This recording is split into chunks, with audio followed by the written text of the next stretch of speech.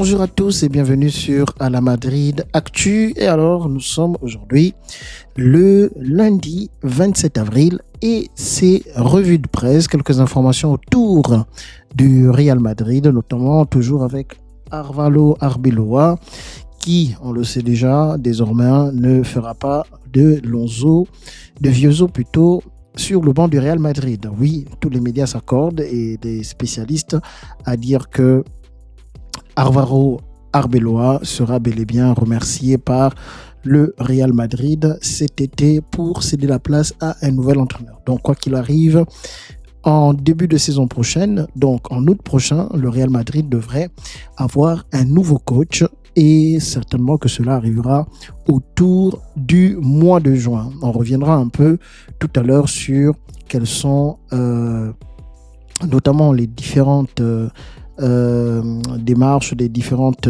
personnes que le club a en vue. On a beaucoup de noms qui ont déjà circulé, Jürgen Klopp, parfois il y a eu même Didier Deschamps mais qui a été démenti, Allegri du Milan AC, Pochettino et même aussi le sélectionneur de l'Argentine, Scaloni. On reviendra un peu sur cette information un peu plus tard dans cette revue de presse. Donc nous commençons, comme je disais, avec Álvaro Arbeloa. On nous dit qu'au sein de la hiérarchie du Real Madrid, beaucoup affirment que sa gestion, du moins des jeunes au sein de l'équipe première, n'a pas été beaucoup appréciée parce qu'il aura beaucoup fait appel aux jeunes plutôt que de mettre sa confiance sur des joueurs cadres, donc sur des joueurs de l'équipe première. On a vu des Thiago Pitarch, beaucoup des Angel Manuel. On a vu beaucoup des jeunes de la Castilla qui ont fait beaucoup d'heures du début sous les ordres d'Álvaro Arbeloa et la direction n'a pas trop apprécié cette gestion de l'équipe première avec beaucoup de jeunes qui ont fait leur apparition.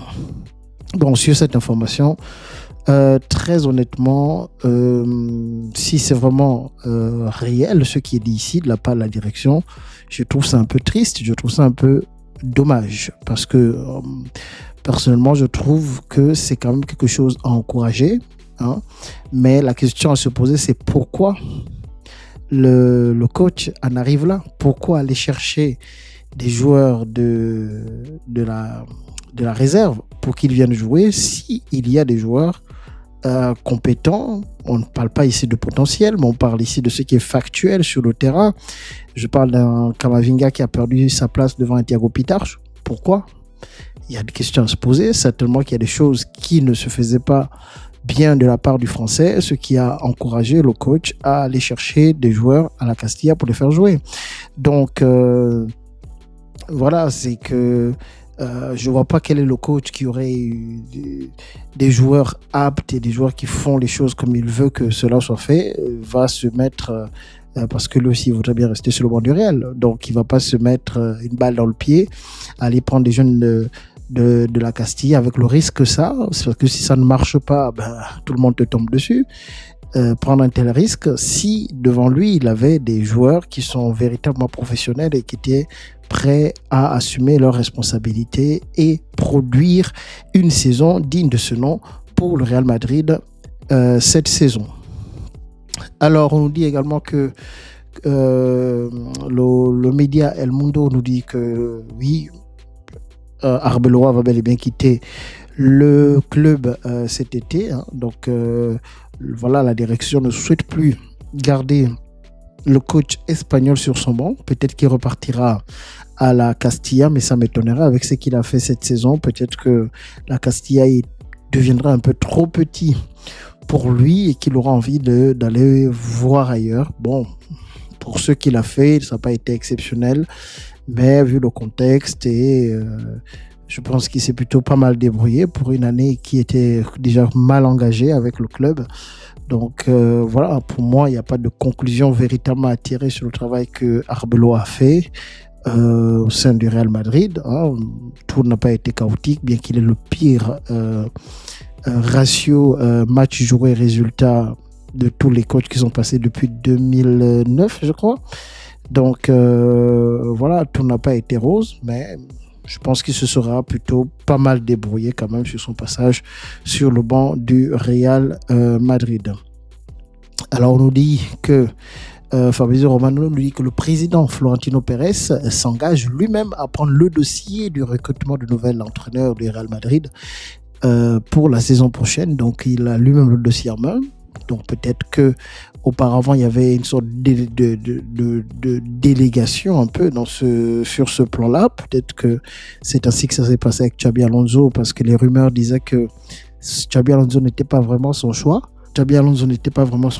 Et que il a plutôt accepté une proposition. Je crois que c'était José Manuel Angel qui avait comment ça, José Manuel Sanchez plutôt, qui plébiscitait Xabi Alonso. Donc on va dire que c'était un peu plus son projet que le projet du président. Peut-être que c'est pourquoi il a été lâché assez rapidement par le président lui-même et donc licencié en mi-saison. Alors, concernant le nouveau coach, on nous dit du côté de RMC, et pas que de RMC, mais du côté de la Copé, que le Real Madrid a contacté le sélectionneur de l'Argentine, Scaloni, pour lui proposer de succéder à Álvaro Arbeloa la saison prochaine sur le banc du Real Madrid. Alors, je vais faire une vidéo totalement sur Scaloni pour voir si ça marche pour lui ou pas. Il y a une vidéo qui a été faite aussi sur Jürgen Klopp au Real Madrid. Est-ce que ça marcherait? Donc voilà, des questions à se poser. Je ferai une vidéo là-dessus. N'oubliez pas d'aller la regarder. Je la ferai une fois que j'ai fini celle-ci. Alors donc, autre information, c'est concernant Dani Ceballos. Donc il est confirmé qu'il quittera le club cet été, nous dit Fabrizio Romano. Bon, encore là, il faudrait le vendre, parce que décider qu'il quittera le club, il faudrait le vendre. Il faudrait qu'il ait envie de partir, parce que je crois que son contrat court jusqu'en 2027. Donc il faut voir s'il a réellement envie de quitter le club maintenant, en fin de saison, le 30 juin prochain. Donc voilà, le cas Ceballos est à surveiller. Alors, on nous dit également que le Borussia Dortmund a des vues sur Gonzalo Garcia et que le Real souhaiterait le vendre à une somme avoisinant les 60 millions d'euros. Bon, 60 millions d'euros, franchement, personnellement, je trouve que c'est beaucoup. Bien qu'il nous a monté de belles choses, mais est-ce que c'est un joueur qui aujourd'hui vaut vraiment 60 millions d'euros? Bon, à voir, à négocier, mais franchement, vu qu'on nous a fait, Romain Molina nous a fait une vidéo pour nous présenter la situation financière du Real Madrid qui peut être un peu compliquée ces derniers temps. Moi je dis 30 millions vont donner au Borussia Dortmund, faites revenir Hendrik, et Hendrik sera la doublure de Kylian Mbappé. Donc cette saison il a été gardé, mais on l'a pas beaucoup utilisé, donc peut-être pas le garder 2 saisons et puis il ne joue pas aussi pour sa propre progression et inclure, je sais pas, une clause de rachat, un peu comme le Real a l'habitude de le faire pour ces jeunes talents qu'ils vendent un peu pour faute de place au sein de l'équipe première. Alors on dit que l'entourage d'Eduardo Camavinga confirme que le joueur français ne souhaite pas quitter le Real Madrid. Donc il veut rester, il est sous contrat, donc ne partira pas s'il n'a pas envie de partir, ça c'est certain. On nous parle de Thibaut Courtois et on nous dit que son retour serait probablement possible d'ici le 10 mai. Donc pour le Classico, c'est l'objectif visé par le portier belge, faire son retour lors du Classico contre le FC Barcelone le 10 mai prochain. Donc voilà un peu ce qui étaient des principales informations que je voulais partager avec vous aujourd'hui. N'oubliez pas de liker la vidéo, de la partager, de commenter, de me donner vos avis par rapport aux informations que je vous ai données dans cette vidéo. Et n'oubliez pas, comme j'ai dit, de vous abonner, de liker, de partager. Et je vous dis à la Madrid et Inadamas.